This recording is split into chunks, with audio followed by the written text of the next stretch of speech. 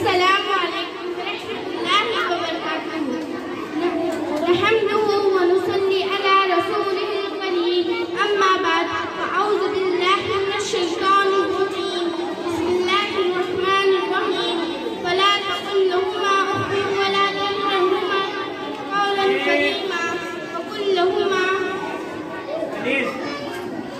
قولا کریما.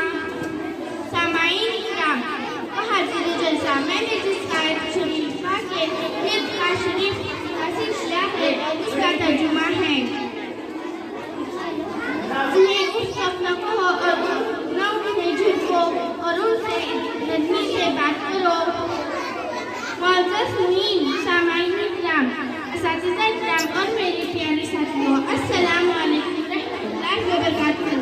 آج میں آپ کے سامنے والدین کے آداب اور ان کے فضائل کے متعلق عرض کرنا چاہتی ہوں. دعا کرے کہ اللہ مجھے صحیح کہنے اور اس پر ہم سب کو عمل کرنے کی توفیق عطا فرمائے. وہ تھے محروم تعلیم سے مگر مجھ کو پڑھایا ہے. وہ تھے محروم تعلیم سے مگر مجھ کو پڑھایا ہے. اسی ناحق سے بڑھ کر میری خاطر بہایا ہے.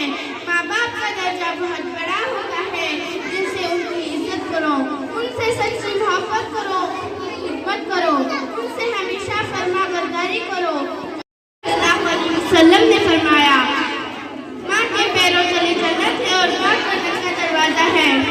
والدین دنیا کی سب سے بڑی نعمت ہے. یہ والدین ہی ہیں جو اپنی بساط سے بڑھ کر ہمارے لیے سب کچھ کرتے ہیں. والدین ماں باپ ہمیں انسانیت کا سبق دیتے ہیں، دنیا میں رہنے کا آداب سکھاتے ہیں، ہمیں اپنے زندگی کے اتار چڑھاؤ سے آگاہ کرتے ہیں. ماں خود بھوکے رہ کر کوشش کرتے ہیں کہ اولاد پیٹ بھر کر کھا لے.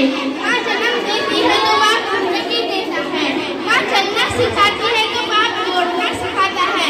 ماں کھڑا ہونا سکھاتی ہے تو باپ کھڑا رہنا سکھاتا ہے. ماں گھر سجاتی ہے تو باپ گھر بناتا ہے. ماں بہت شفیق ہوتی ہے تو باپ بہت مہربان ہوتا ہے.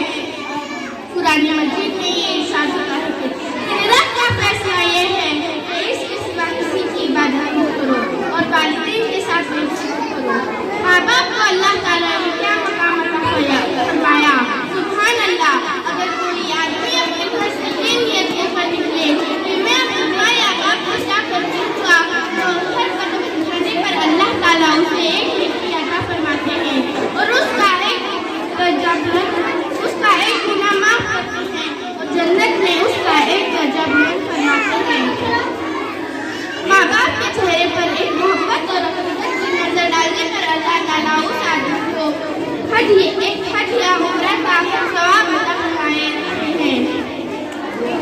آخر میں اللہ تعالیٰ سے دعا کرتا ہوں کہ اللہ تعالیٰ ہمیں ماں باپ کی فرمانبرداری